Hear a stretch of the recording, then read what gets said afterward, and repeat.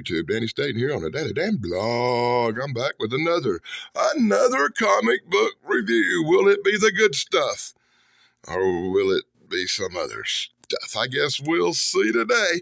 That's right. I'm taking a look at something really cool. Well, at least I think it's kind of cool. I'm taking a look at The House of Mystery, number 220 from 1973. It's November of 2025 that's making this video. It's got a scorpion on the cover. Hey, guess what? I was born in November of 1965. I'm 60 years old this month. I'm 60, can you believe it? And this comic book and me both are scorpions. And I love the cover. If you're a scorpion, let me know in the comments below. As we actually take a look at a comic book that might actually be good this week. The shock is mine. I've got a new camera. Let me know what you think about that new camera. Let me know if it's a little more in focus. I'm liking it. So let's get started. Inside the front cover, don't be a half man like Michael Harper. Be sure to order this incredible Be a Man workout manual. That's right. You can be Charles Atlas if you ordered that back in 1973. Dun, dun, dun, dun, dun, dun. Dun, dun, dun, dun. That's right, I got a new lamp for better lighting here in the old comic book review room. I have to say, Daddy Dan loves this first lines of the comic book when it says, "Greetings, you disgusting little devils, and welcome to the garden of the House of Mystery." He says his name's Kane, but I think he's telling a lie, because that looks like a young Dr. Wu to me. And young Dr. Wu is going to tell you the story of some butterfly collectors, of two young men who are out to find the rarest butterfly of them all. Heliconus Elliptis. Yeah, I'm going to make up another name for the damn butterfly, that's for sure. So Info Panels brought to you by the Daily Dan blog and stories from Dr. Wu.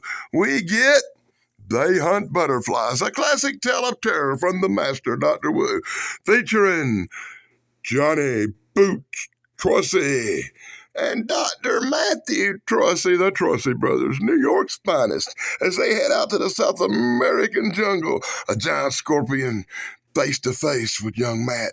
Johnny Boots, the master of firearms he is, draws his trusty six-shooter and removes the evil scorpion threat right from Boots' chest without even leaving a burn mark. Scorpion laying dead on the ground.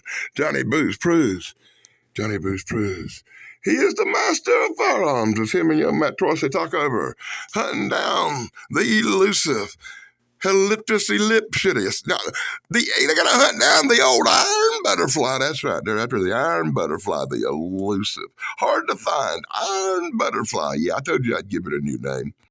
So young Johnny Boots and his brother Matt drink it over and smoke it over. They pack up the llamas and the mules and they head out into the South American rainforest in search of the iron butterfly, whose sperm could be the cure for cancer. And Johnny Boots is an expert on ellipticus butterfly sperm. Yeah, he is. As they head off, we get a commercial as the excitement continues for the Smash Up Derby, a really cool set of break-apartable cars. You pack them apart, you put them back together, you smash them together, they blow apart. Oh, the thrill of a demolition derby in the palm of your hand. And rarely do I say this, now we get an ad for a comic book that's probably much worse than the one we're actually looking at today, which I seem to like this comic book a little bit. I've been in an alternate agreeable universe lately. I don't know what's going on. And of course, deep in the South American jungle, them goofy bastards find the tomb of the iron butterfly. That's right, a gigantic iron pyramid in the middle of the rainforest. And of course, it's guarded by the shaman, the witch doctor, Johnny be bad and Johnny be good. And you can actually tell this is really Johnny Boots by what he says. Listen, you brown skinned, goony bird.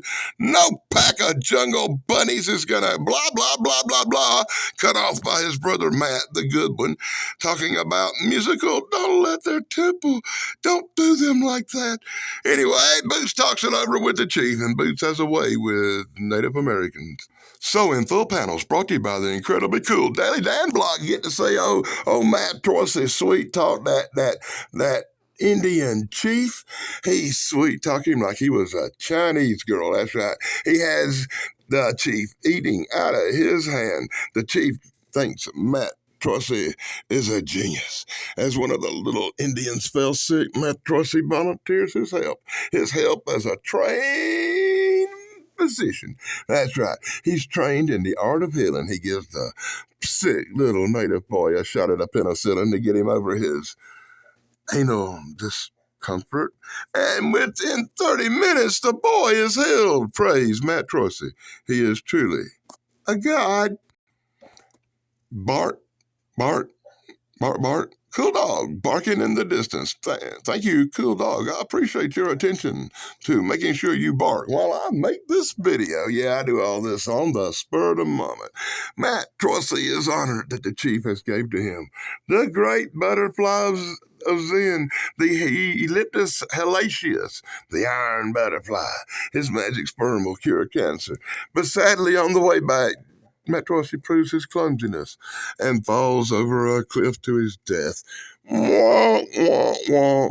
Taking the iron butterfly with him, boy. The sadness fills Johnny Boots' heart as his brother falls to the death, but even more so, the bastard took the butterfly with him. That's right. The butterfly's gone, boy. You got what you're gonna do because you can't cure cancer without the butterfly. That sneaky bastard Johnny Boots does what a Johnny Boots would do, though. He sneaks back to the pyramid. He sneaks back to the Valley of the Butterflies. He's gonna put the sneaky snake on one. The witch doctor busted him. No, man, what is up with you? You're in the house of the sacred bones, boy. And with a single shot, Johnny Boots dispatches the tribal chief. And now we can see the new Gorgie's Batmobile with Batboat. Oh my God, I wished I'd had that. It cost a fortune of $4.50 for the Batman only. Yeah, or $2.50 for the Batboat only. You could have bought them both, you know. But, oh my God, it just makes me cry I did not have these. I had the fire truck, though, and all the other stupid stuff. Why did I not have the Corgi Batmobile? I guess it was a little hard to find the Batmobile. As you check out this really cool commercial from 1973 for special assignment cars and vehicles from Corgi. All the ones I used to love. And how did I miss that one? I was 8. I guess you couldn't get them all. Johnny Boots rushes off to capture the iron butterfly. As a dart pops him in the neck, Boots is like, oh, what just happened? Oh, it stings, boy. As the witch doctor, the tribal chief, has shot him with a blowgun. Because, you know, in South America, they always got them little blowguns with that stuff that makes you paralyzed. It didn't kill him, it paralyzed him. And now, an iron butterfly lit on his finger and slowly began to chew. Chomp, chomp, chomp, chomp, chomp. Because you do know what butterflies do, right? In case you didn't know, I guess it's my job to tell you that butterflies are the scavengers. The scavengers of the universe. They fly in packs of thousands, descend on corpses and roadkill, and eat it to the bone, devouring all the flesh. And now millions of the iron butterflies descend on Boots and chomp, chomp, chomp, chomp, chomp, Chomp, chomp, chomp. Chomp, chomp. Rest in peace, Johnny Boots. Rest in peace. The end. And with the sad demise of young Johnny Boots right there, boy, you can find 100 decals you could have ordered. And if you ordered 100 decals, you got you a free gift. We're not going to tell you what that was. You had to do it to find out back in 1973, boy. Or you could have had the scary little monster ghost 7 foot tall of plastic crap to hang on the back of your door for a Halloween treat. Or you could have ordered these little plastic bats, these little rubber nightmares for $1 each. Later on, you could throw them on stage and mess with Ozzy. And I know my friend the captain's going to get a boner for this one. That's right. It's the Pirates Strike Again. Everything you ever wanted to know about pirates, but were afraid to ask, complete with the ultimate pirate modeling kit. And I swear to God, it says Pirates of the Caribbean 1972. Pirates of the Caribbean 1972. Pirates of the Caribbean 1972. Incredible models from Pirates of the Caribbean 1972. Pirates of the Caribbean 1972. Something I'll be researching really soon. And then we get a commercial for a Halloween special. Do you dare enter the House of Mystery, boy? You get 7 king-size mystery tales in this giant-size House of Mystery from 1973. Yeah, it might be just as good as the book I'm reading, if not better. And then you get the long bar and reading, boy, called Kane's Mailroom, where my friend Marone will read every line, boy. He'll read every line. He'll fuss at me for going too fast. He'll send me hundreds of emails about what people ask this stupid comic book fake article. Oh, gee, it's going to be a nightmare for me on this one because the word gargoyle showed up. And then we jump on into Kane's Game Room, boy. Kane's Game Room, where you get a danger quicksand. Bloop, bloop, bloop, bloop, bloop. Well, now we know what happened to the missing platoon. And then we get this little don't peep. This is kind of disturbing, so I'm going to let you make your own judgment about that one. But this is for Tug, the Unapologetic Geek. You know, the guy that wrote that book right there? Hey, check this one out. It's the Gill man down picking his teeth and smiling when the dumb diver comes down looking for the treasure, boy. Ah, ha, ha, ha, ha. Now that's funny. That's humor. That's real comedy. Wait. I say that's real comedy, not that crap. Yeah, boy. Hey, Goof, I guess that says it all, don't it, right, boy? And we get the irritating free patches commercial. You could have ordered free patches? That don't make much sense, but you only could have ordered 2. They had a limit. Or you could have become the draft king and learned to be an architect by. And before we get on to the next story in our incredibly cool comic book this week, I guess I better do a couple of shout-outs real fast. Here's a special shout-out to Dave Sunstorm and his incredible brother, Steven Sunstorm. You know, the Sunstorm brothers, YouTube's kings of classic gold. And another special shout-out to my partner in crime, Thrash Pondo Puns, waiting on you to get back to me, Thrash Pondo, about a topic for our next show. Be sure to do that, and we'll be on Sunday afternoon at 7 o'clock with our girl, Sarah. Be sure to check out Pat McCormick at the Golden Rage of TV.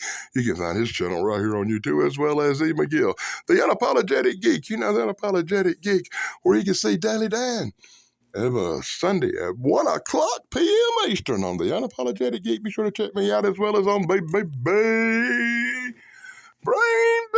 Banners. Cool cup over there, too. And you can see me on Brainbender's Banner every Saturday night on the panel, where we take on a variety of incredibly interesting topics. Be sure to check out my friend Bigfoot Michigan Rob with his True Cryptid Encounters, Book 1 and Book 2. Available now. They make the perfect Christmas gift, boy. You want to make sure you pick up one of them. Be sure to also check out our other good stuff, brothers, like BK on the air. Big Guys 45s. My flock is everywhere, sir. Those Stopsy Pod Blast with our friend Chance Retro Nerd Girl. AAP for Life. AAP Homestead. We miss you, boys. Be sure to check out my friend Eric over at Hair Metal Revolution. And now another twisted tale from the master of horror and suspense, our boy, Dr. Wu. And we're going to get the tale of the greatest hunter of them all, a guy we'll just call the Hunter. I'm not going to go into his name, but I'll tell you what, they could really drew up some predominantly ugly characters for this comic. Trench-faced, drab-looking people. They don't look like heroes, and they don't look like nobody I know too much. So I can't bust on nobody too hard, right? But anyway, this guy's the greatest hunter of them all. He's trying to convince his friend he's the greatest hunter of them all. So he says, I will prove to you I am the greatest hunter of them all. And down the stairs of mystery they go. In full, long, drug-out panels brought to you by the Daily Damn Blog. They go down, deep in the hole, boy, I tell you. And in astonishment, he proves he's the greatest hunter of them all, for he has bagged the werewolf. Wow. He has caught and killed the vampire, and he has captured the Frankenstein monster. But most notable of all, I got their little teeny tiny drawing of the Frankenstein monster right there, boy. Little teeny tiny drawing of the old Frankenstein monster. Frankenstein didn't get the love and respect he deserved. As we check out, yep, he actually got harpooned in the Gill Man's face. He took out the Gill Man, but now he's after the greatest. He wants the greatest treasure of them all. He takes them in to have a drink at the bottle of a rare wine he tracked down, because he's also a hunter of wines, and he tells him, I want to hunt the devil. That's right. This goopy bastard brought his friend in here. Now he's done pulled out a gun on him, and he says, I know you the evil accomplice of the devil. You're the satanic leader boy, and now you're gonna summon the devil for me, or are you gonna be seeing him? So on the dead body of a homeless guy, they cast a spell of evil to try to summon Satan. Oh boy, this comic book got good. And then you get commercials, more commercials for when you could have ordered your own little metal Social Security card. Jesus Christ, I've got one of them somewhere piled up in my stuff. I swear, I'm going to dig it out and make a video about, maybe I shouldn't do all that. And you could have ordered, anything cool from my favorite comic book ad. I made a video about this thing last week, so watch that one. And can you believe it? They waited this long. I've got through the whole comic book before any superhero shows up. But then you get commercials for Batman comics, Batman Detective Comics, or Shazam, two great sellers of 1973 and both. Dare I say it, probably better than the one I'm looking at here now. Wow, dude turned out to be the real deal as he opens a portal to hell, and the hunter and the Beastmaster devil worshiper guy float down through the portal into hell. Yeah, that's right. They're going to hell. So, in full panels. Brought to you one last time by the Daily Damn Blog. E. McGill, the unapologetic geek over there, is going to love this ending. Because down deep in the pit, in the bowels of hell, the hunter and the apprentice hunt Satan. They hunt the devil himself, boy, murking through the heat and through the fire in search of the devil, only to have the bridges and land beneath them fall out from under them, and they slip slowly into the fire. Thus goes the master, and the hunter grips and holds one last second. He sees the devil up here before him and go, "You dumbass, I am the Prince of Darkness, the ruler of hell, and this is my hunting ground, and I am the greatest hunter of them all. I am the hunter of souls." And Hunter Man falls down deep into the pit, which is his new home. The end. Happy Halloween. And with that being said, I guess I was a little bit late on that Happy Halloween. That was last month. Anyway, in my November comic book for this week with a scorpion on the cover, you get a commercial where you could have learned karate. You could have picked up some coins really cheap. And if you had these now, you'd be a millionaire probably. Yeah, I kind of wished I'd ordered the coins. And then you get whatever in the blue hell this bag of crap is at the back of it. If you want to read it, you can. If you want to pause it, you can. I'm in too big a hurry to deal with that. And they waste the back of the comic book with some irrelevant race car crap. And that's my look at House of Mystery, number 220 from 1973, the one with the really cool scorpion on the cover. You know, that really don't matter because it's in like the first panel of the comic. Gets shot to death, and they chose that for the cover. Wow. Till next time, this is Danny Staten on the Daily Dan Blog. Be sure to like, subscribe, ring the bell for me. I'll be back. Blog over, dudes.